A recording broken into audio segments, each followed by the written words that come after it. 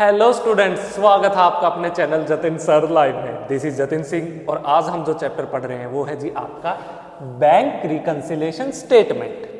देखिए BRS bank reconciliation statement क्या है, इसको जानने के लिए एक एग्जांपल से इसको समझते हैं। स्टूडेंट्स, आप एक बिजनेसमैन, आपने मुझे एज ए अकाउंटेंट अपने यहाँ पे जॉब पे रखा हुआ है। ये है जी आपकी एक फर्म, आपकी एक कंपनी। आप किसी दिन मेरे पास आए, अपने इस कंपनी में आए, मैं अपनी चेयर पे बैठा था ऑफिस के अंदर। आपने मुझसे पूछा, जतिन जी मेरे अकाउंटेंट आप ये बताइए कि आज के दिन मेरे पास बैंक में कितना पैसे अवेलेबल है। यानी आप ये जानना चाहते हैं कि आपकी फर्म, आपकी कंपनी का कितना पैसा बैंक के अंदर, बैंक बैलेंस आज के दिन है। तो स्टूडेंट्स, उसका कैसे मैं आंसर दूंगा? देखिए, या तो मैं क्या करूंगा, मैंने एक कैश बुक बनाई होगी। आप पढ़ चुके हैं ना, आपने चैप्टर नंबर 10 में पढ़ा था कैश बुक, जो कि क्या है, एक सब्सिडरी बुक। तो स्टूडेंट्स, मैं क्या ओपन करूंगा, अपनी कैश बुक ओपन करूंगा। कैश बुक के अंदर स्टूडेंट्स मैंने कॉलम चेक, कैश बुक के अंदर हम 3 तरह के कॉलम बनाए, मैंने आपको सिखाया, एक कैश का, एक डिस्काउंट का, एक बैंक का। मैं सिर्फ चेक करूंगा जी बैंक के कॉलम को। बैंक के कॉलम को स्टूडेंट्स चेक करके मैं आपको बता दूंगा जी, ये लीजिए जनाब, आज के दिन स्टूडेंट्स आपके पास इतना बैंक में पैसा अवेलेबल है, राइट। तो ये तो एक तरीका हुआ जिससे मैं आपको बताऊंगा।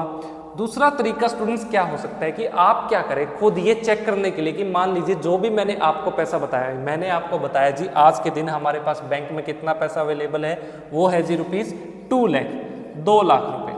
आप गए अपने बैंक में, आपने बैंक अकाउंट कहाँ ओपन करवाया? HDFC बैंक में। आपने वहाँ मैनेजर से पूछा, मैनेजर साहब ये बताइए कि मेरा बैंक में कितना पैसा अवेलेबल है। मैनेजर कैसे बताएगा स्टूडेंट्स? यहाँ आपका जो अकाउंटेंट यानी मैंने तो आपके लिए क्या बनाई है, यहाँ पे मैं था, मैं क्या हूँ स्टूडेंट्स, आपका एक अकाउंटेंट हूँ।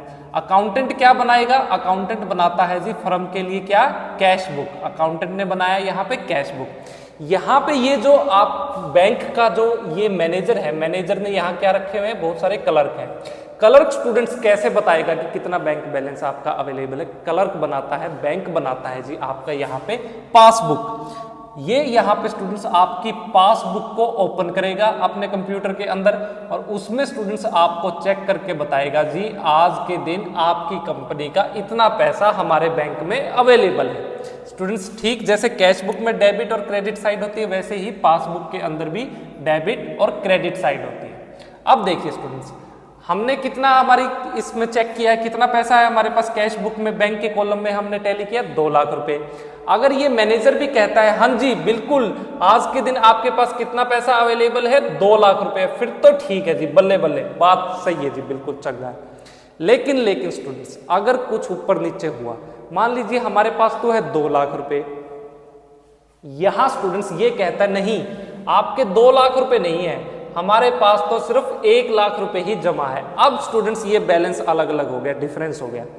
हमारी कैश बुक कहती है, हमारे जो अकाउंटेंट यानी मैं तो आपको कहता हूं कि आपकी इस फर्म में आपने बैंक में जो पैसा जमा करवा रखा है 2 लाख रुपए। लेकिन जब आपने ये बैंक में HDFC बैंक के मैनेजर से पूछा तो ये मैनेजर का ये जो क्लर्क है ये कहता है जी आपका इस बैंक की पासबुक के हिसाब से हमारे पास सिर्फ आज के दिन 1 लाख रुपए जमा है। तो स्टूडेंट्स यहाँ पे क्या हुआ, डिफरेंस आ गया आपकी कैश बुक और पासबुक में। तो अब आपको ये जानना है कि डिफरेंस क्यों आया।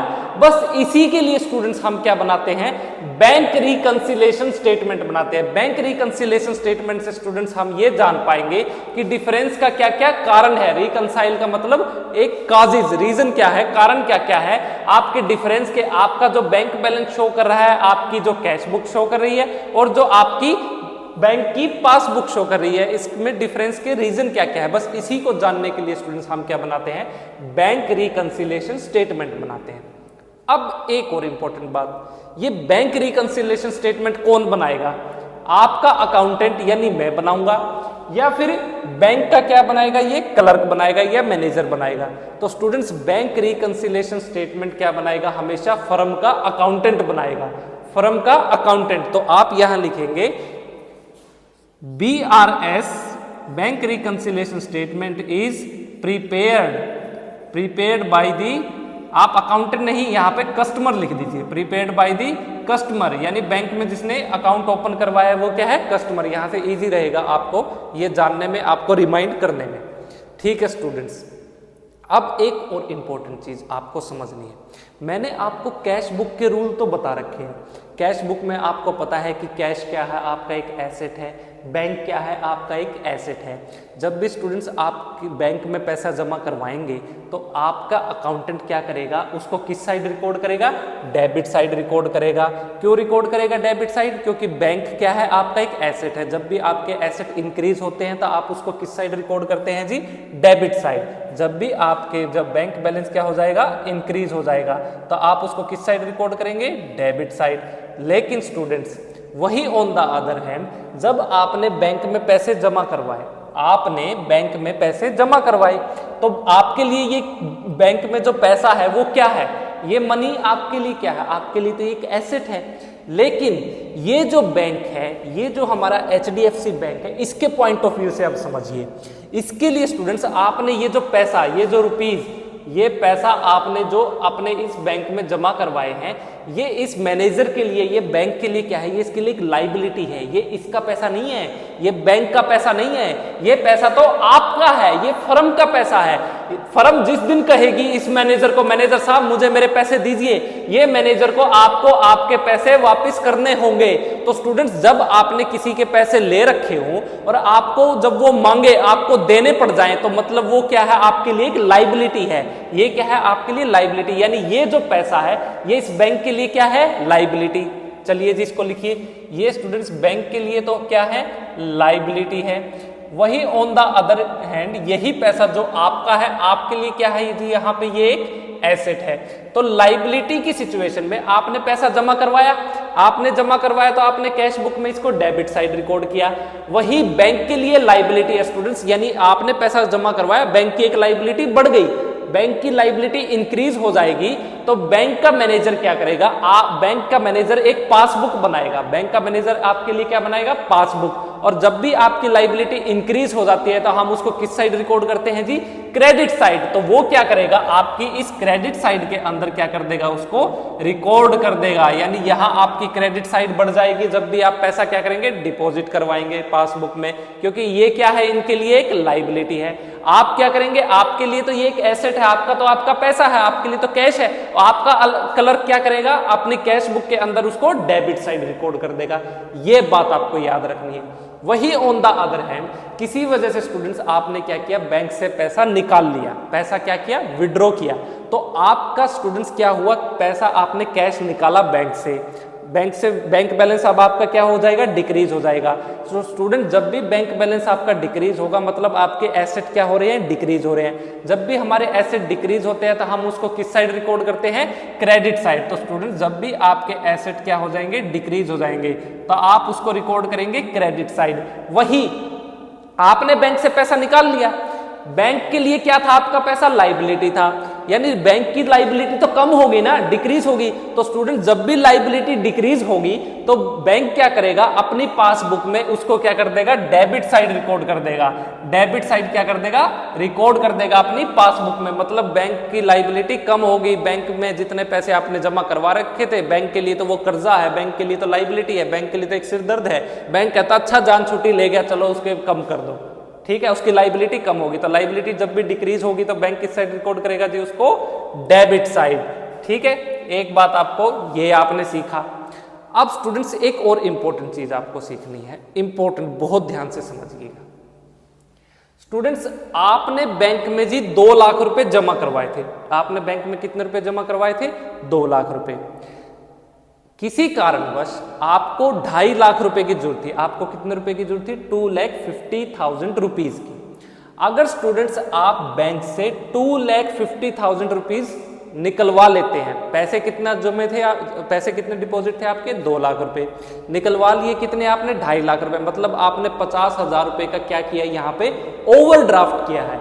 अगर स्टूडेंट्स आप क्या करते हैं, ओवरड्राफ्ट करते हैं, तो ओवरड्राफ्ट की सिचुएशन में देखिए क्या होगा। ओवरड्राफ्ट की सिचुएशन में स्टूडेंट्स आप इसको किस साइड रिकॉर्ड करेंगे, जब भी ओवरड्राफ्ट की सिचुएशन होगी तो आपके लिए तो क्या है ये, अब आपने तो बैंक को ये पैसे वापस करने हैं ना, आपके तो सिर्फ 2 लाख रुपए थे, जो आपने 2.5 लाख रुपए यानी 50,000 एक्स्ट्रा निकाले हैं, ये तो एक तरह से आपने बैंक से कर्जा ले लिया। तो स्टूडेंट जब भी ओवरड्राफ्ट का केस हो तो आप अपनी कैश बुक में इसको रिकॉर्ड करेंगे क्रेडिट साइड। आप अपनी कैश बुक में किस साइड रिकॉर्ड करेंगे? Credit side. लेकिन ये जो ओवरड्राफ्ट है ये इस मैनेजर के लिए क्या है? बैंक, अरे इसने ओपन किस लिए किया है? बैंक इसलिए ओपन किया कि ये लोगों को क्या देंगे? लोन देंगे, उससे ब्याज कमाएंगे, ठीक है, इसीलिए तो इन्होंने बैंक ओपन किया है। तो स्टूडेंट्स ये क्या करेंगे? इस ओवरड्राफ्ट को रिकॉर्ड करेंगे जी किस साइड? अपनी डेबिट साइड। ये इसको किस साइड रिकॉर्ड करेंगे स्टूडेंट्स? Debit side. ये क्या है इनके लिए? ये ओवरड्राफ्ट बैंक के लिए एसेट है, आपके लिए क्या है? अब ये लाइबिलिटी है। यानी ये ओवरड्राफ्ट स्टूडेंट्स फर्म के लिए ये क्या है? ये एक लाइबिलिटी है। वही अब ये ओवरड्राफ्ट इस बैंक के पॉइंट ऑफ व्यू से सोचो तो इसके लिए क्या है? बैंक के लिए स्टूडेंट्स ये क्या है? एसेट है। मतलब बैंक ने लोन दिया है, ओवरड्राफ्ट दिया है, तो बैंक का एक एसेट क्या हो जाएगा? इंक्रीज हो गए। तो स्टूडेंट्स बैंक के एसेट इंक्रीज होंगे तो बैंक आपकी पासबुक में किस साइड रिकॉर्ड करेगा? उसको डेबिट साइड। वही फर्म ने क्या किया है? ओवरड्राफ्ट किया, यानी फर्म ने लोन लिया है। लोन लिया एक तरह से फर्म के लिए क्या है? एक लाइबिलिटी है। तो स्टूडेंट जब भी आपकी लाइबिलिटी इंक्रीज होगी तो आपका अकाउंटेंट किस साइड रिकॉर्ड करेगा जी? उसको क्रेडिट साइड रिकॉर्ड करेगा। ये डेबिट क्रेडिट के रूल आप पहले समझ चुके हैं, बस आपको ये पता होना चाहिए कि आपके लिए किस सिचुएशन में वो एक एसेट है, वो लाइबिलिटी है, वो इनकम है, वो एक्सपेंस है। ये रूल्स मैं आपको बता चुका हूं। आपके एसेट और एक्सपेंसेस हमेशा क्या होंगे? जब भी इंक्रीज होंगे तो आप उसको डेबिट साइड रिकॉर्ड करेंगे, डिक्रीज होंगे तो क्रेडिट साइड रिकॉर्ड करेंगे। अगर आपकी लाइबिलिटी, आपकी इनकम और आपकी कैपिटल जब भी इंक्रीज होगी तो आप उसको किस साइड रिकॉर्ड करेंगे जी? उसको क्रेडिट साइड। अगर वो डिक्रीज करते हैं तो आप उसको डेबिट साइड रिकॉर्ड करेंगे। ये आप पहले सीख चुके हैं, अब तक आपको ये कंसेप्ट आपके माइंड में बिल्कुल फिट हो चुका है, बस वही कंसेप्ट यहाँ अप्लाई करना है। चलिए स्टूडेंट्स ये आपको पता चल गया। अब देखिए आपको अब बनाने हैं जी नोट्स। जब मैं कहूं अब आपको नोट डाउन करना है बिल्कुल वैसे का वैसा। चलिए स्टूडेंट्स अब आपको बनाने हैं जी कुछ नोट्स। क्या क्या? देखिए आप लिखेंगे यहीं पे जब क्या हो केस, कुछ केस लिखने हैं। व्हेन, जब भी स्टूडेंट्स क्या होगा आपका? व्हेन आपका बैंक बैलेंस क्या हो जाएगा? इंक्रीज हो जाएगा। बैंक बैलेंस स्टूडेंट्स आपका जब भी क्या होगा? इंक्रीज होगा, बढ़ जाएगा। तो इस सिचुएशन में स्टूडेंट्स आप क्या करेंगे? हमेशा याद रखना जब भी स्टूडेंट्स आपका बैंक बैलेंस इंक्रीज होगा तो जो आपकी जो कैश बुक है, जो आपका अकाउंटेंट बना रहा है, वो तो क्या हो जाएगी? आपकी बढ़ जाएगी। तो उसमें तो आप उसको क्या करेंगे? डेबिट साइड रिकॉर्ड करेंगे। कैश बुक को क्या करेंगे? डेबिट रिकॉर्ड करेंगे, है ना। वही आपकी जो पासबुक, जब आप पासबुक को ओपन करेंगे तो बैंक उसको क्या कर देगा जी? क्रेडिट कर देगा। बैंक उसको क्या कर देगा? क्रेडिट कर देगा। क्योंकि जब आपने बैंक बैलेंस आपका इंक्रीज हुआ तो आपके लिए तो ये एक एसेट है, आपका एसेट बढ़ गया तो कैश बुक में आपने उसको डेबिट साइड रिकॉर्ड किया एसेट बढ़ने पे। लेकिन बैंक के लिए तो क्या है? एक लाइबिलिटी है। जब भी स्टूडेंट बैंक की लाइबिलिटी बढ़ जाएगी तो वो उसको क्रेडिट साइड रिकॉर्ड करेगा। Case number 1।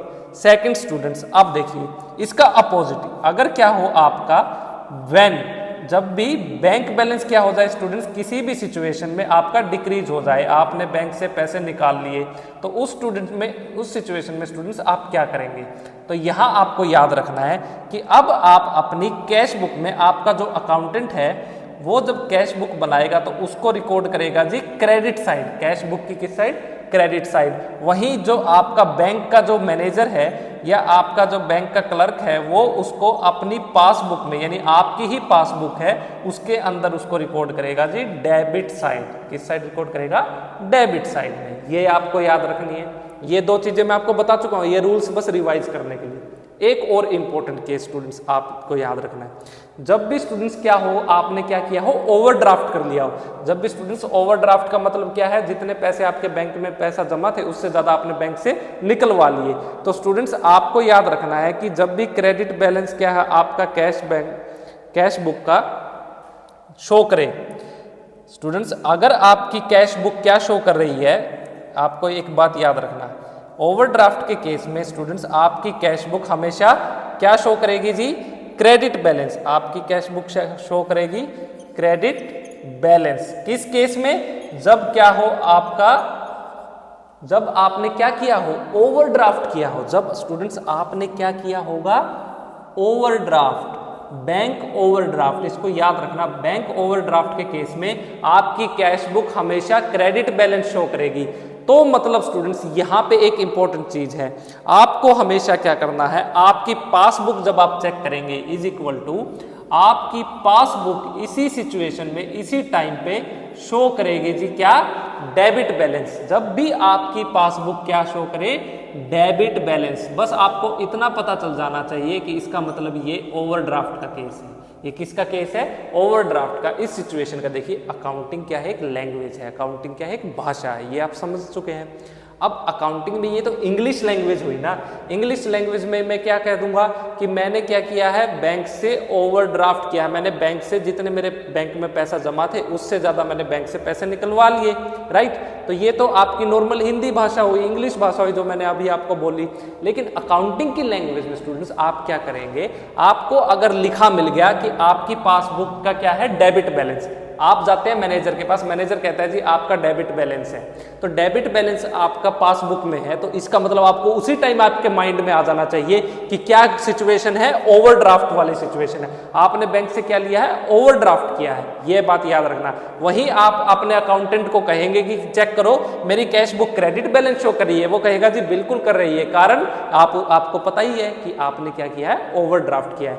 तो जब भी आपकी cash book credit balance show करेगी तो आपकी पासबुक क्या शो करेगी, डेबिट बैलेंस। कारण क्या कि आपने क्या किया है, ओवरड्राफ्ट किया है। तो स्टूडेंट्स ओवरड्राफ्ट की केस में ये सिचुएशन आपके लिए क्या है, आपके लिए स्टूडेंट्स ये सिचुएशन अनफेवरेबल है। आपके लिए सिचुएशन क्या है स्टूडेंट्स, अनफेवरेबल है, अनफेवरेबल सिचुएशन। इसको हम कहते हैं नेगेटिव सिचुएशन भी कहते हैं। आप इसको क्या कह सकते हैं, नेगेटिव सिचुएशन। ये बात आपको बहुत इंपॉर्टेंट पॉइंट है, इसको याद रखना, इसको रिमाइंड कर लेना। बहुत जगह क्वेश्चंस में आगे आपको ये आने वाली है। क्वेश्चन में आपको अनफेवरेबल सिचुएशन के बारे में केस मिल जाए, मतलब आपने ओवरड्राफ्ट की है। आपको स्टूडेंट्स यहाँ पे कैश बुक का क्रेडिट बैलेंस शो कर जाए, मतलब आपने ओवरड्राफ्ट किया है।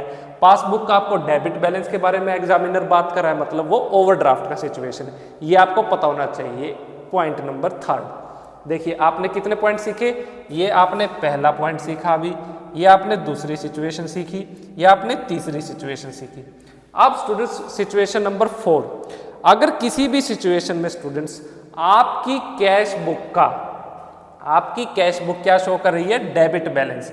आपकी कैश बुक का अगर क्या हो, डेबिट बैलेंस किसके इक्वल हो, आपकी पासबुक के क्रेडिट बैलेंस के। आपकी कैश बुक का डेबिट बैलेंस इक्वल हो आपकी पासबुक के क्रेडिट बैलेंस के इक्वल हो, तो इस सिचुएशन में स्टूडेंट्स ये सिचुएशन आपके लिए कहलाएगी फेवरेबल सिचुएशन। ये सिचुएशन स्टूडेंट्स आपके लिए सबसे फेवरेबल है, इससे बढ़िया आपके लिए कुछ नहीं हो सकता। मतलब आपके पास अभी भी बैंक में पैसा है, बैंक में पैसा आज भी आपके पास अवेलेबल है। जब भी स्टूडेंट्स हमारे पास पैसा, आपने 31 जनवरी महीने के आखिरी दिन चेक किया, अगर आपकी कैश बुक क्या शो कर रही है, डेबिट बैलेंस शो कर रही है। यहाँ अगर डेबिट बैलेंस शो कर रही है तो इसका मतलब स्टूडेंट्स क्या है, आपके पास पैसे बढ़े हुए हैं, क्योंकि आपकी कैश बुक में डेबिट साइड जब भी हम रिकॉर्ड करते हैं तो हमेशा हमारे पास पैसा बढ़ा हुआ होता है, और क्रेडिट साइड जब भी हम शो करते हैं तो हमारे पास पैसा घटा हुआ होता है। अगर आपके डेबिट बैलेंस है तो अच्छी बात है, अगर आपका डेबिट बैलेंस है तो पासबुक में इसका अपोजिट होगा, ये इनके लिए क्या शो करेंगे, क्रेडिट बैलेंस। तो ये सिचुएशन स्टूडेंट्स क्या है आपके लिए, ये सिचुएशन है जी आपके लिए फेवरेबल सिचुएशन। ये आपके लिए क्या है, फेवरेबल सिचुएशन। बस एक चीज आपको ये ध्यान में रखनी है, ये इंपॉर्टेंट पॉइंट है। ये था जी आपका पॉइंट नंबर क्या, 4th पॉइंट। ये 4 पॉइंट आपने समझे। देखिए अब तक आप क्या क्या समझ चुके हैं। सबसे पहले बैंक रिकंसिलिएशन स्टेटमेंट कब बनाई जाती है, जब आपकी कैश बुक जो आपके अकाउंटेंट ने बनाई है और आपकी पासबुक जो कि आपके बैंक ने बनाई है, दोनों का बैलेंस मैच ना करे, तब क्या बनाई जाती है, बैंक रिकंसिलिएशन स्टेटमेंट। कौन बनाता है, बैंक रिकंसिलिएशन स्टेटमेंट हमेशा आपका अकाउंटेंट बनाएगा, यानी बैंक का कस्टमर बनाएगा। तो बैंक के कस्टमर कौन हो, आप हो, या तो आप बनाओगे या आपने मुझे नौकरी पर रखा हुआ, मैं आपका अकाउंटेंट हूं तो मैं बनाऊंगा हमेशा। दूसरी बात। तीसरी बात स्टूडेंट्स, जब भी आपका बैंक बैलेंस क्या हो जाए, इंक्रीज हो जाए, जब भी आप बैंक में पैसा जमा करवाओ और आपका बैंक बैलेंस क्या हो जाएगा, इंक्रीज हो जाएगा, बढ़ जाएगा, तो आपकी कैश बुक क्या शो करेगी, डेबिट बैलेंस, और आपकी पासबुक क्या शो करेगी जी, आपका क्रेडिट बैलेंस। जब भी स्टूडेंट्स बैंक बैलेंस क्या हो जाए डिक्रीज, यानी बैंक से आप पैसा निकाल लें, तो आपकी जो कैश बुक क्या शो करेगी, क्रेडिट बैलेंस। आपकी जो पासबुक है वो क्या शो करेगी, debit balance.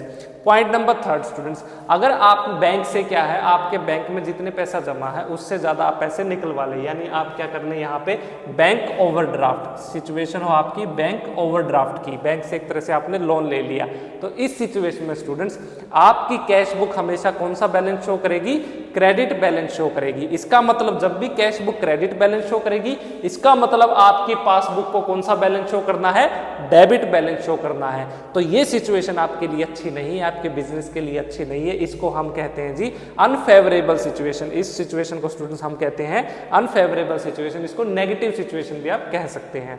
On the other hand, अगर स्टूडेंट्स आपकी कैश बुक क्या शो कर रही है, डेबिट बैलेंस, राइट, और आपकी पासबुक क्या शो कर रही हो, क्रेडिट बैलेंस, तो ये आपके लिए सबसे अच्छी सिचुएशन है, आपके बिजनेस के लिए, आपके फ्यूचर के लिए, आपकी फर्म की ग्रोथ के लिए। तो इसको कहते हैं जी हम फेवरेबल सिचुएशन। ये बहुत अच्छी, ये पॉजिटिव है आपके लिए। ये था जी स्टूडेंट्स आपका बैंक रिकंसिलिएशन का ये थ्योरेटिकल टॉपिक, आपको कंसेप्ट का बेस यहाँ पे क्लियर हुआ। अब देखिए इसका मीनिंग क्या कहता है, बैंक रिकंसिलिएशन स्टेटमेंट का एक मीनिंग समझिए, एक इंपॉर्टेंट चीज। सबसे पहले तो एक स्टेटमेंट है जो कि आप बनाएंगे। क्यों बनाएंगे, क्योंकि आपको चेक करना है। रिकंसाइल का मतलब स्टूडेंट्स चेक करना है कि जो डिफरेंस आया है आपके जो बैंक बैलेंस में, जो कि आपकी कैश बुक शो कर रही है और जो बैंक की पासबुक शो कर रही है उसका। अब स्टूडेंट्स डिफरेंस के कारण क्या क्या है ये पता लगाना है। बैंक रिकंसिलिएशन स्टेटमेंट बनाने से पहले आप ये जानना चाहते हैं ना कि वो कारण क्या क्या है जिसकी वजह से हमारा डिफरेंस अलग अलग आया, तभी तो आप बैंक रिकंसिलिएशन स्टेटमेंट बना रहे हैं। तो स्टूडेंट्स वो कारण दो तरीके के हो सकते हैं, 2 कैटेगरीज है उन कारण की हमारे बिजनेस में। सबसे पहली जो स्टूडेंट्स जो फर्स्ट कैटेगरी है वो हो सकती है टाइम गैप की वजह से। डिफरेंस आ सकता है पासबुक और कैश बुक में टाइम गैप की वजह से। टाइम गैप का मतलब आपने बैंक में पैसे जमा करवाए, किसी ने आपको चेक दिया, आप बैंक में गए और आपने क्या किया, ये लीजिए जी मेरा चेक, ठीक है, और उसी दिन क्या किया आपने, घर पे आते ही सबसे पहले क्या किया, अपनी कैश बुक के अंदर क्या किया, अमाउंट को डेबिट साइड रिकॉर्ड कर दिया। मतलब आपकी तरफ से आपको किसी ने चेक दिया था, आपने बैंक में जमा करवाया, आपका तो बैंक बैलेंस बढ़ जाना चाहिए, लेकिन क्या हुआ, बैंक में हड़ताल होगी, एम्प्लॉइज ने काम करना छोड़ दिया। अब आपने तो अपनी कैश बुक के अंदर डेबिट बैलेंस में रिकॉर्ड कर दिया, कैश बुक बढ़ा दी, लेकिन बैंक ने तो वो चेक लगाया ही नहीं ना अभी तक, उसको तो अभी तक उन्होंने क्लियर किया ही नहीं। तो यहां आपकी पासबुक वही बैलेंस सेम दिखा रही है, मेरी पासबुक का बैलेंस कम आ गया, कैश बुक का ज्यादा आ गया। तो ये टाइम गैप हुआ, टाइम कारण, ये एक कारण हो सकता है। दूसरा क्या हो सकता है स्टूडेंट्स, दूसरी कैटेगरी क्या है, ये एरर की वजह से। जब क्या करें आप ट्रांजैक्शन को रिकॉर्ड करें, या तो स्टूडेंट्स यहाँ पे अमाउंट रिकॉर्ड करते वक्त गलती हो जाए आपसे, या फिर आपके मैनेजर से, आपके टेलर से, बैंक के आपके क्लर्क से जब वो पासबुक के अंदर आप पैसे जमा करा गए तो यहाँ पे उससे रिकॉर्डिंग करते वक्त अमाउंट की गलती हो जाए, तो इस वजह से भी क्या हो सकता है, आपका डिफरेंस आ सकता है। तो सिचुएशन कौन सी है ध्यान से समझना।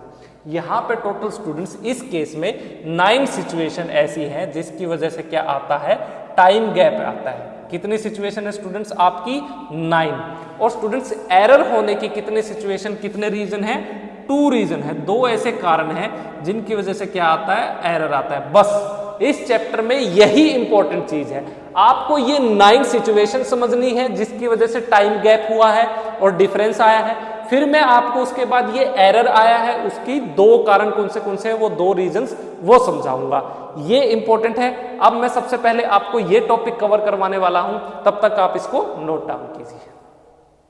स्टूडेंट्स चलिए अब समझते हैं टाइम गैप के वो कौन से कारण हैं जिसमें एक टाइम की वजह से, वक्त की वजह से आपकी कैश बुक अलग बैलेंस शो कर रही है और आपकी बैंक की पासबुक अलग बैलेंस शो कर रही है आपका बैंक का।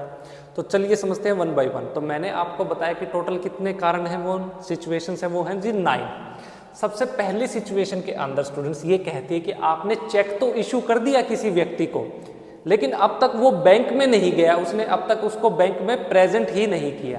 क्या कहना चाहता है, मान लीजिए कि स्टूडेंट्स आपने किसी अपने क्रेडिटर से उधार पे सामान खरीदा था, अब वक्त आ गया उसकी पेमेंट करने का, तो आपने क्या किया, आपका ये क्या था, एक क्रेडिटर था, आपने इसको क्या किया, ये चेक दे दिया, अपना एक क्या दिया, चेक दिया। आपने जैसे ही इसको चेक दिया, आपने क्या किया, आपकी जो कैश बुक है, आपका अकाउंटेंट कैश बुक बना रहा है, उसने कैश बुक के अंदर आपका बैंक बैलेंस क्या कर दिया, डिक्रीज। कैश बुक के अंदर आपका बैंक बैलेंस हो गया डिक्रीज। लेकिन आपका ये कौन था, क्रेडिटर। ये क्रेडिटर जिसको आपने क्या दिया है जी, यहाँ पे ये चेक दिया है, ये इस चेक को अभी तक इस बैंक में लेकर ही नहीं गया, ये बैंक में गया ही नहीं अभी तक, ये 4 दिन तक गया ही नहीं, चेक को अपनी जेब में लेके घूमता रहा। तो इस सिचुएशन में स्टूडेंट्स, आपकी इन 4 डेज के अंदर आपकी कैश बुक के अंदर आपका बैंक बैलेंस तो कम हो गया, लेकिन पासबुक के अंदर तो नहीं हुआ ना। पासबुक तो अभी भी आपका बैंक बैलेंस वैसा ही दिखा रही है, यानी पासबुक में तो आपका बैंक बैलेंस बढ़ा हुआ है, लेकिन चेक बुक के अंदर क्या है, आपका बैंक बैलेंस घट गया है। किस वजह से, जब स्टूडेंट्स आप क्या करेंगे, चेक इशू करेंगे, लेकिन अभी तक जिस भी व्यक्ति को आपने वो चेक दिया है वो क्या हो, बैंक में उसको क्या ना करे, प्रेजेंट ही ना करे पेमेंट के लिए। ये सिचुएशन की वजह से स्टूडेंट्स क्या आ जाता है, टाइम गैप आ जाता है और आपकी कैश बुक और आपकी पासबुक अलग अलग आपका बैंक अकाउंट का आपका बैलेंस शो कर रही है। चलिए स्टूडेंट्स, सेकंड केस। अब की बार स्टूडेंट्स आपने क्या किया, अब की बार आपको चेक मिला है।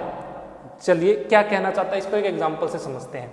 देखिए इस सिचुएशन में स्टूडेंट्स आपने क्या किया था, अपने किसी कस्टमर को उधार पे गुड्स बेचे थे मान लीजिए, और वो क्या बन गया, आपका एक डेटर बन गया।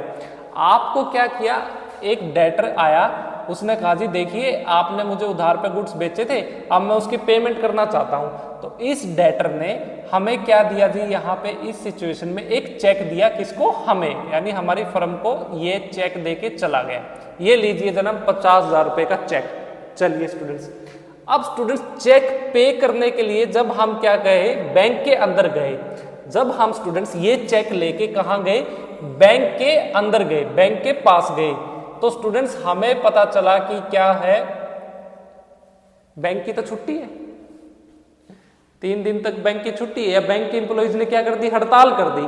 हमें पता चला जी बैंक के एम्प्लॉइज ने तो क्या कर दी है, हड़ताल कर दी। हम तो हमारा चेक क्या बैंक को दे के आ गए, बैंक को दे के आ चुके हैं, यानी स्टूडेंट्स हमारे पास, हमने तो ये मान लिया जी हमारे पास तो पैसा आ गया।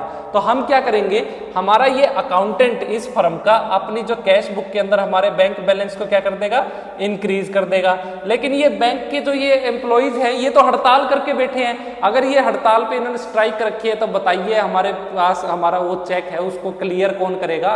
वो चेक अभी तक क्लियर तो नहीं हुआ, चेक क्लियर नहीं हुआ तो हमारे अकाउंट में पैसे नहीं आए, पैसे नहीं आए तो हमारा बैंक अकाउंट तो अभी भी हमारी पासबुक के अंदर कम बैलेंस शो कर रहा है, डिक्रीज है, हमारा बैलेंस क्या है, कम है हमारी पासबुक में। या इसका एक दूसरा केस भी हो सकता है स्टूडेंट्स, जब स्टूडेंट्स आप क्या करेंगे, ये चेक लेके आपके बैंक के पास जाएंगे। मान लीजिए आपका बैंक है जी कौन सा, HDFC, लेकिन इस व्यक्ति ने, ये जो डेटर है, इसने जो चेक दिया है वो दिया है आपको state bank of India SBI का। तो स्टूडेंट्स जब आप ये SBI के चेक को अपने HDFC बैंक में लेके जाएंगे तो HDFC बैंक क्या करेगा, इस चेक को भेजेगा SBI के पास चेक करने के लिए, देखो भाई इसके साइन वाइन ठीक है नहीं, बैंक में पैसे है भी या नहीं। जब वो SBI बैंक क्लियर कर देगा उसके बाद ये HDFC बैंक आपके अकाउंट में क्या कर देगा, पैसे डालेगा, लेकिन इस बीच में 4-5 दिन लग जाएंगे। तो स्टूडेंट्स यहां भी क्या आ जाएगा, टाइम गैप आ जाएगा। आपने तो जिस दिन क्या है आपको चेक मिला उसी दिन आपने अपने HDFC बैंक को दे दिया, आपने मान लिया जी मेरे बैंक में पैसे आ जाएंगे आज शाम को 2 घंटे के अंदर। तो स्टूडेंट्स आपने अपनी कैश बुक के अंदर बैंक बैलेंस को इंक्रीज कर दिया, लेकिन यहाँ तो 4 दिन भी लग सकते हैं, 5 दिन भी लग सकते हैं, 7 दिन भी लग सकते हैं। तो इस सिचुएशन में यहाँ तो आपका पासबुक के अंदर तो बैंक बैलेंस इंक्रीज बढ़ा नहीं है ना, ये तो उतना ही है, मतलब आपकी पासबुक में बैंक बैलेंस कम शो हो रहा है किस कंपेरिजन में, जब आप अपनी कैश बुक को कंपेयर करेंगे। ये था स्टूडेंट्स केस नंबर 2। अब students case number 3, check students आपको मिला, आपको अपने किसी कस्टमर से चेक मिला, आप उस चेक को लेके गए अपने बैंक के पास, किस लिए, ताकि वो उसको कलेक्शन के लिए, क्लियर करवाने के लिए, लेकिन वो चेक क्या हो गया, डिसऑनर्ड हो गया। क्या हो गया स्टूडेंट, चेक डिसऑनर्ड। मान लीजिए इसी एग्जांपल से ये जो डेटर है, ये जो व्यक्ति है, इसने आपको स्टेट बैंक ऑफ इंडिया का चेक दिया, आप ये स्टेट बैंक ऑफ इंडिया का चेक आपका जो बैंक है HDFC बैंक के पास लेके गए, HDFC बैंक वालों ने ये चेक भेजा किसके पास, स्टेट बैंक ऑफ इंडिया के पास। लेकिन जिस टाइम तक इन्होंने ये बैंक के पास भेजा ना, आपने क्या किया, आपने मान लिया जी मेरे पास तो पैसे आ गए, इसने मुझे चेक दिया, मैंने अपने बैंक में उसी दिन जमा करवा दिया, तो आपने अपनी कैश बुक के अंदर आपके अकाउंटेंट ने क्या किया, आपका बैंक बैलेंस इंक्रीज कर दिया, बढ़ा दिया। लेकिन जब ये HDFC बैंक वाले इस चेक को स्टेट बैंक ऑफ इंडिया के पास लेके गए कि देखो जी ये आपके बैंक से ये इतने रुपए का चेक आया, स्टेट बैंक ऑफ इंडिया कहता है जी 50,000 रुपए का चेक था, व्यक्ति के खाते में तो 2,000 रुपए भी नहीं है।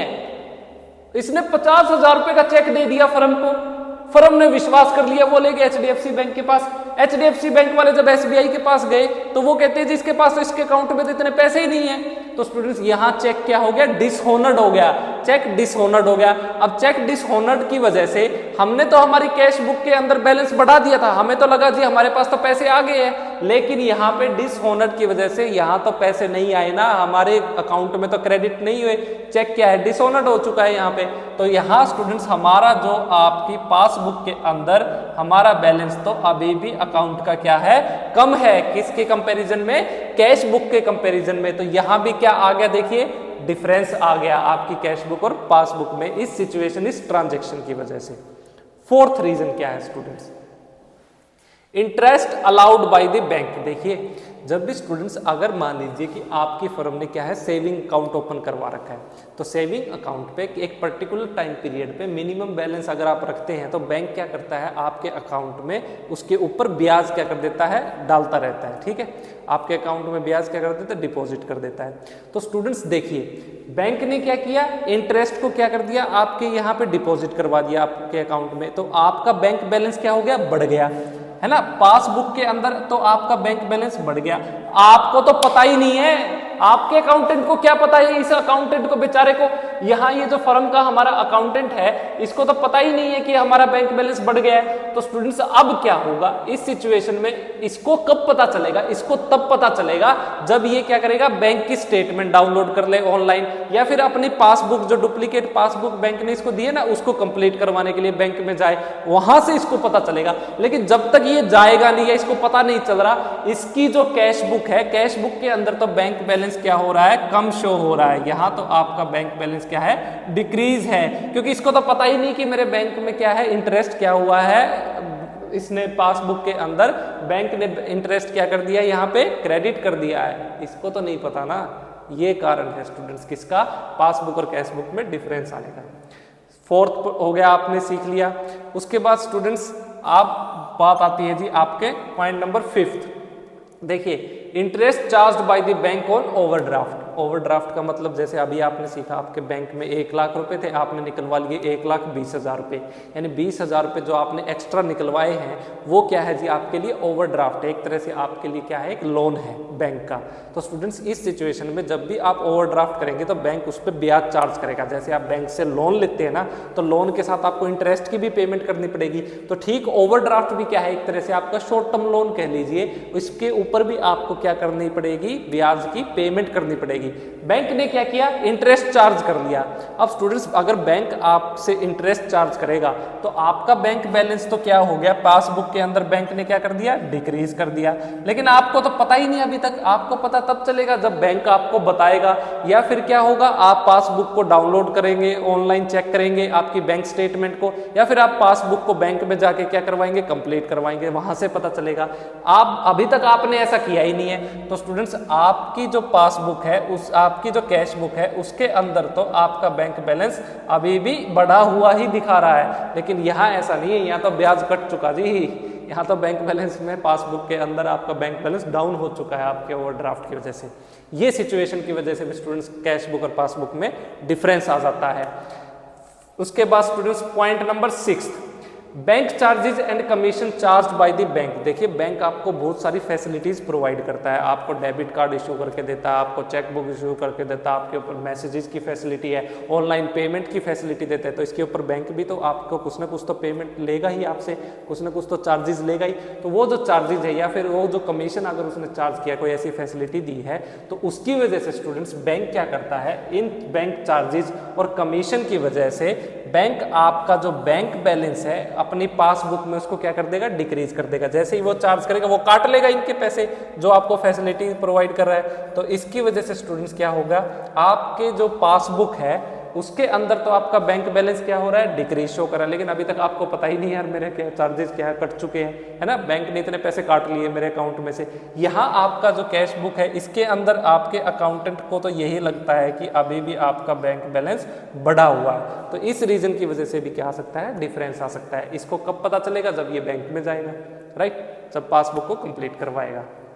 7th रीजन, अगर कोई मान लीजिए आपके कोई कस्टमर है, यहाँ हमारा एक फर्म है, फर्म ने क्या किया, अपने इस कस्टमर को उधार पे गुड्स बेचे, इस कस्टमर को उधार पे क्या किए, गुड्स बेचे। इसने क्या किया, ये वादा किया कि 3 दिन के बाद क्या कर देगा, पेमेंट कर देगा, 3 डेज के बाद ये क्या करेगा, पेमेंट करेगा। इसका इसने क्या किया है स्टूडेंट्स, प्रॉमिस किया है हमसे।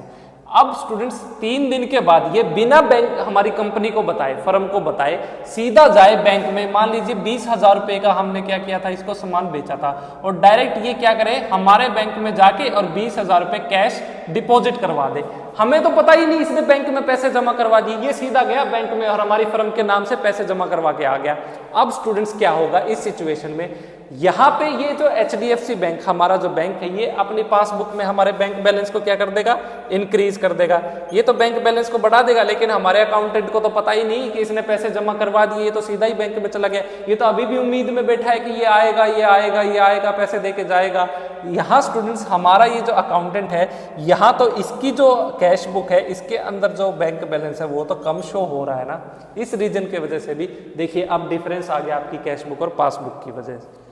चलिए जी नेक्स्ट 8th ट्रांजैक्शन, 8वां रीजन कौन सा है, interest and dividend collected by the bank. देखिए कई बार स्टूडेंट्स आपने बहुत सारी इन्वेस्टमेंट की है, कहीं आपने शेयर में पैसे लगा रखे हैं, किसी के स्टॉक कंपनी के खरीद रखे हैं, या कहीं आपने इन्वेस्टमेंट्स कर रखी है गोल्ड में कहीं भी, तो उसके ऊपर मान लीजिए आपको इंटरेस्ट मिल रहा है। अगर आपने शेयर स्टॉक में कहीं इन्वेस्टमेंट कर रखी थी तो आपको उसके ऊपर डिविडेंड मिल रहा है। तो जब स्टूडेंट्स आपके अकाउंट में वो इंटरेस्ट क्या आएगा या डिविडेंड आएगा, तो बैंक सिंपल सी बात है क्या कर देगा, आपके बैंक बैलेंस को इंक्रीज कर देगा।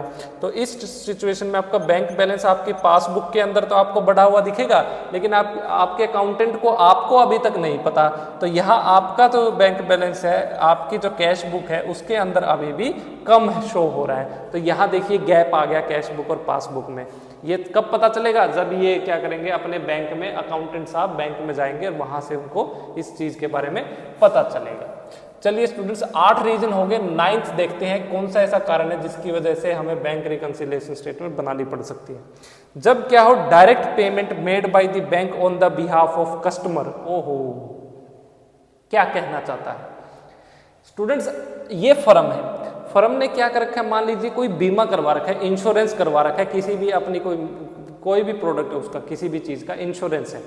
अब इंश्योरेंस का आपको प्रीमियम हर महीने पे करना है। मान लीजिए कि आपके यहाँ पे 40,000 रुपये आपके बैंक में जमा थे, प्रीमियम था 20,000 रुपये, तो बैंक क्या करेगा, ऑटोमेटिकली 20,000 रुपये काट के आपकी इंश्योरेंस कंपनी को पे कर देगा। बैंक ने पैसे पे कर दिए उस इंश्योरेंस कंपनी को आपके बिहाफ पे, आपको पता ही नहीं। अगर बैंक ने क्या किया, उस इंश्योरेंस कंपनी को पेमेंट कर दी है, तो आपका तो बैंक बैलेंस, जो बैंक की जो पासबुक है उसके अंदर बैंक क्या कर देगा, इसको तो डिक्रीज कर देगा ना। लेकिन आपको तो अभी तक पता ही नहीं है, आपका अकाउंटेंट तो अभी भी सेम बैलेंस लेके बैठा है, यानी पासबुक के कंपैरिजन में आपकी जो कैश बुक है वो तो बढ़ा हुआ बैलेंस शो कर रही है, इंक्रीज बैलेंस शो कर रही है। तो ये ऐसी सिचुएशन है स्टूडेंट्स जहां हमारी कैश बुक और पासबुक जब भी क्या हो, टाइम गैप का सिचुएशन हो, वक्त की वजह से कुछ अंतर आ जाए, तो हम क्या करते हैं, बैंक रिकंसिलिएशन स्टेटमेंट बनाते हैं। बैंक रिकंसिलिएशन स्टेटमेंट बनाते वक्त हमें पता चलेगा कि वो कौन सा कारण है। ये वो कारण हो सकते हैं स्टूडेंट्स, जब आपकी कैश बुक क्या बैलेंस शो करे, डिफरेंट बैलेंस शो करे आपकी पासबुक से। तो स्टूडेंट्स ये थी आपकी कैटेगरी नंबर 1, जिसमें आपको पता चला कि टाइम गैप की वजह से कौन से डिफरेंसेस आ सकते हैं। अब हम पढ़ेंगे कैटेगरी नंबर 2, जिसमें हम सीखेंगे कि रिकॉर्डिंग करते वक्त कौन से एरर आ सकते हैं। एरर की वजह से भी कैश बुक और पासबुक में क्या आता है, डिफरेंस आता है। तो चलिए पहले आप इसको नोट डाउन कीजिए स्टूडेंट्स। अब जो सेकंड केस है आपकी कैश बुक और आपकी पासबुक में डिफरेंस आने का, वो हो सकता है जी एरर की वजह से। एरर दो तरीके से हो सकता है, या तो स्टूडेंट्स आपकी कंपनी, आपकी फर्म, आपके अकाउंटेंट ने कुछ गलती की हो, या फिर स्टूडेंट्स आपके बैंक ने कोई गलती की हो। यानी ये एक तरीके से ह्यूमन एरर है, मानवीय गलती की वजह से ये डिफरेंस आ सकता है। चलिए कौन से समझिए। देखिए दो केस हैं। पहला, error committed by the firm in the recording of the transaction. तो कौन से एरर फर्म की वजह से हो सकते हैं। सबसे पहले स्टूडेंट्स, आपका अकाउंटेंट क्या करे, अगर मान लीजिए स्टूडेंट्स केस नंबर ए, आपके अकाउंटेंट ने चेक इशू किया है या क्रेडिटर को, चेक यहां पे इशू तो कर दिया, लेकिन क्या किया, अभी तक इसको रिकॉर्ड करना ही भूल गया। जो चेक उसने आपके क्रेडिटर को इशू किया उसको क्या किया, वो ओमिटेड, भूल गया। किसमें, अपनी कैश बुक के अंदर रिकॉर्ड करने में, omitted to be recorded in the cash book. तो इस सिचुएशन में स्टूडेंट्स क्या होगा, यहां पे आपकी जो कैश बुक है वो तो क्या होगी, बढ़ा हुआ बैलेंस शो करेगी।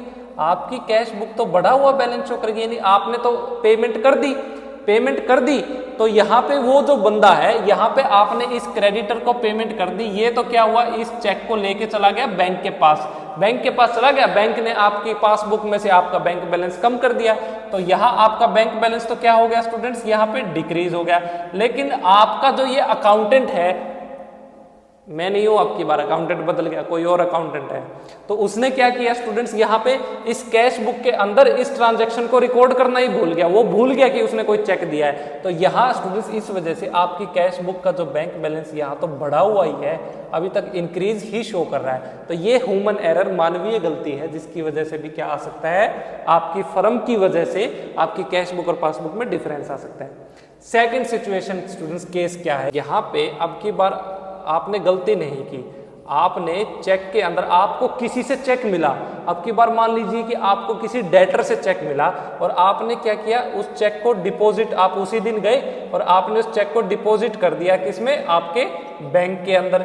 लेकिन स्टूडेंट्स अब की बार आप क्या किए, आप इस ट्रांजैक्शन को आपने कैश बुक में रिकॉर्ड करना भूल गए। आप भूल गए कि आपने अपने बैंक के अंदर जो आपको चेक मिला था अपने डेटर से, उसको क्या किया है, अपनी कैश बुक के अंदर रिकॉर्ड करना है, ये आप भूल गए।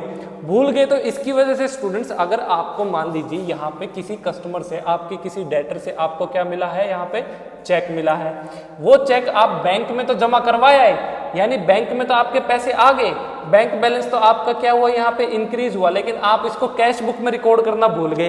कैश बुक में तो अभी भी आपका क्या है, डिक्रीज बैलेंस शो कर रहा है ना, घटा हुआ बैलेंस ही शो कर रहा है। तो इस वजह से भी क्या आ सकता है, कैश बुक और पासबुक में डिफरेंस आ सकता है। तीसरा स्टूडेंट्स कारण हुआ है जी आपका बैलेंसिंग करते वक्त, यानी एरर हुआ है आपके अकाउंटेंट से, जब उसने क्या किया है, बैलेंसिंग की है, या फिर आप कह सकते हैं कि उसने जब आपकी कैश बुक का क्या किया, टोटल किया, तो कैश बुक के टोटल में उसने क्या किया है, गलतियां की है, और उसकी वजह से भी स्टूडेंट्स क्या आ सकता है जी, आपका डिफरेंस आ सकता है आपकी कैश बुक और पासबुक के अंदर। यहाँ क्या हो पता, आपकी इंक्रीज शो कर रही है, और यहाँ क्या पता, यहाँ ओरिजिनल में वो पहले से ही घटी हुई है, तो उसकी वजह से भी स्टूडेंट्स हो सकता है। सेकंड रीजन स्टूडेंट्स, आपके एरर जब आप रिकॉर्डिंग करें, अब की बार बैंक की वजह से क्या क्या कारण हो सकते हैं। बैंक का सिर्फ सिंपल सा एक कारण है, आप 50,000 रुपये लेके गए अपने इस बैंक में जमा करवाने के लिए, बैंक वाले ने कहा ठीक है जी, लेकिन गलती से 5,000 ही क्या हुआ, उसने जब सॉफ्टवेयर में एंट्री की, पैसे तो 50,000 रुपये आ गए, गलती से उससे 5,000 रुपीज क्या हो गई, वहां पे रिकॉर्ड हो गए। 50,000 की वजह से बैंक में कितने आए, 5,000 रुपये। आपने तो अपनी कैश बुक के अंदर कितने पैसे रिकॉर्ड कर रखे हैं, 50,000। आपकी कैश बुक तो 50,000 रुपये से क्या हो जानी चाहिए, अब यहाँ पे इंक्रीज हो जाना चाहिए, आपका बैंक बैलेंस बढ़ जाना चाहिए, लेकिन यहाँ तो 45,000 रुपये से कम है ना, यहाँ तो 5,000 रुपये ही बढ़ा। यहाँ स्टूडेंट्स कैश बुक के कंपेरिजन में पासबुक तो क्या कर रही है, बैंक बैलेंस को कम शो कर रही है। तो यहाँ स्टूडेंट्स इस वजह से भी क्या हो सकता है, एरर आ सकता है, जब आपका जो बैंक का एम्प्लॉई है वो क्या कर दे, रॉन्ग एंट्री कर दे। रॉन्ग एंट्री की वजह से भी आपकी कैश बुक और पासबुक के अंदर क्या आ सकता है, डिफरेंस आ सकता है। तो स्टूडेंट्स ये थे वो रीजन आपकी कैश बुक पासबुक में डिफरेंस आने की वजह से, जिसकी वजह से आप क्या बनाएंगे, आप ये बैंक रिकंसिलिएशन स्टेटमेंट बनाएंगे। अब मैं आपको जो नेक्स्ट अब हमारा टॉपिक है, मैं इसमें आपको फॉर्मेट बताऊंगा कि कैसे आपको बैंक रिकंसिलिएशन स्टेटमेंट बनानी है, कैसे आप उसके अंदर अपनी एंट्रीज को रिकॉर्ड करेंगे। चलिए पहले आप इसको नोट डाउन कीजिए। स्टूडेंट्स चलिए आप समझते हैं कि आपकी बैंक रिकंसिलिएशन स्टेटमेंट का फॉर्मेट कैसे आप बनाना है, वो किस तरह का आपको दिखाई देगा। देखिए बैंक रिकंसिलिएशन स्टेटमेंट बनाते वक्त सबसे पहले आप लिखेंगे बैंक रिकंसिलिएशन स्टेटमेंट, फिर किस टाइम पीरियड का आपको बनाना है वो टाइम पीरियड आप यहाँ इस तरीके से मेंशन करें। बैंक रिकंसिलिएशन स्टेटमेंट के बेसिकली 3 कॉलम होते हैं। पहला जी पर्टिकुलर्स, यहाँ आप सारी की सारी ट्रांजैक्शंस को मेंशन करेंगे, फिर जिन आइटम्स को आपको ऐड करना है वो यहाँ आएंगे, जिन आइटम्स को आपको माइनस करना है वो यहाँ आएंगे। अब स्टूडेंट जैसे ही आप क्वेश्चन को अटेम्प्ट करेंगे आपको दिया मिलेगा बैलेंस किसका, या तो स्टूडेंट्स आपको एग्जामिनर मेंशन कर सकता है आपकी कैश बुक का बैलेंस, या तो आपको कैश बुक का बैलेंस प्रोवाइड करेगा या फिर वो आपको दे सकता है पासबुक का बैलेंस। किसी का भी बैलेंस हो कोई फर्क नहीं पड़ता, आपको सबसे पहले लिखना है बैलेंस जिसका भी आपको गिवन हो, शुरुआत आपको इसी से करनी है। चलिए जी, अब स्टूडेंट्स आपने ये बैलेंस अगर आपको दिया है फेवरेबल वाला, अगर बैलेंस कौन सा है फेवरेबल, तो आप उसको प्लस वाले आइटम में रिकॉर्ड करेंगे। बैलेंस क्या है अगर आपका फेवरेबल है। अगर स्टूडेंट्स आपका बैलेंस है जी अनफेवरेबल, अनफेवरेबल बैलेंस को स्टूडेंट्स हम क्या कहते हैं, इसको हम कहते थे जी ओवरड्राफ्ट। अनफेवरेबल को हम क्या और क्या कह सकते हैं, ओवरड्राफ्ट। तो आप उसको रिकॉर्ड करेंगे जी माइनस वाले आइटम में, ठीक। उसके बाद स्टूडेंट्स आप क्या करेंगे, जिन ट्रांजैक्शंस को आपको क्या करना है, ऐड करना है, आप इस तरीके से उनको यहाँ मेंशन करेंगे। ऐड वाली ट्रांजैक्शन को यहाँ और फेवरेबल आइटम में इनको क्या कर देंगे, रिकॉर्ड कर देंगे, ठीक। अब इसके अलावा जिन आइटम्स को स्टूडेंट्स आपको क्या करना है, यहाँ पे लेस करना है, माइनस करना है, मान लीजिए ये वो आपके आइटम्स हैं, तो उनको आप क्या करेंगे, ये माइनस वाली साइड इनके अंदर उनको रिकॉर्ड कर देंगे। उसके बाद सिंपल जैसा आप अब तक कर रहे हैं, इनका क्या करेंगे, यहाँ पे आप टोटल कर देंगे। ये लीजिए जी आपने इनका टोटल कर दिया। अब इंपॉर्टेंट बात है समझने वाली, बहुत ध्यान से समझना। देखो यहाँ आपको बैलेंस दिया हुआ था, या तो आपको कैश बुक का दिया हुआ था या फिर आपको पासबुक का। मान लीजिए कि आपको बैलेंस दिया हुआ था, गिवन था कैश बुक का, तो यहां जो बैलेंस निकालोगे ना, अब जो बैलेंस निकालोगे वो बैलेंस होगा स्टूडेंट्स आपका पासबुक का। आप जो बैलेंस यहां पे निकाल रहे हो वो होगा जी आपका पासबुक का। देखो बिल्कुल अपोजिट रहेगा, अगर कैश बुक का गिवन था तो आएगा पासबुक का, अगर स्टूडेंट्स पासबुक का गिवन था तो यहां आप जो अब बैलेंस निकालोगे ये होगा जी आपका कैश बुक का। ये बात आपको ध्यान रखनी है इस परफॉर्मे के अंदर, फॉर्मेट के अंदर। दूसरी बात, अब ये जो बैलेंस आया ना, ये जो बैलेंस आपने निकाल लिया, यहाँ पे इस बैलेंस की जो प्लस वाले आइटम में जो अमाउंट आएगी, ये अमाउंट होगी स्टूडेंट्स आपकी अनफेवरेबल, यानी ये अमाउंट कौन सी आएगी अब की बार आपकी ओवरड्राफ्ट वाली, बिल्कुल इससे अपोजिट हो जाएगा। और यहाँ माइनस वाले आइटम में अगर आपकी अमाउंट आती है तो ये होगी जी आपकी फेवरेबल, इस अमाउंट को आप क्या कहेंगे, फेवरेबल। देखो इस तरीके से स्टूडेंट्स आपको क्या करनी है, ये बैंक रिकंसिलिएशन स्टेटमेंट बनानी है। ये थोड़ा सा ओवरव्यू है, मैं अभी आपको प्रैक्टिकल क्वेश्चन समझाऊंगा, तब तक आप इसको नोट डाउन कीजिए। नेक्स्ट लेक्चर में हम सभी प्रैक्टिकल क्वेश्चंस को अटेम्प्ट करेंगे, उसमें आप बहुत अच्छे से समझ पाओगे कि कैसे आप बैंक रिकंसिलिएशन स्टेटमेंट को बनाने वाले हो। बस एक बात और ध्यान रखना स्टूडेंट्स, मान लीजिए कि अगर आपको दिया हो कैश बुक का, अगर आपको बैलेंस कैश बुक के बारे में दी है, तो आपको जितनी भी ट्रांजैक्शंस आप यहाँ रिकॉर्ड करेंगे, यानी ये बैंक रिकंसिलिएशन स्टेटमेंट आप बनाओगे तो आप कैश बुक के हिसाब से बनाओगे। आपको माइंड में क्या रखना है, कैश बुक। अगर पासबुक की दे रखी है तो आप पासबुक के हिसाब से बनाओगे, आपको माइंड में पासबुक के थ्रू आपको क्या करना है, ट्रांजैक्शंस को ऐड या लेस करना है। तो चलिए इसको नोट डाउन कीजिए।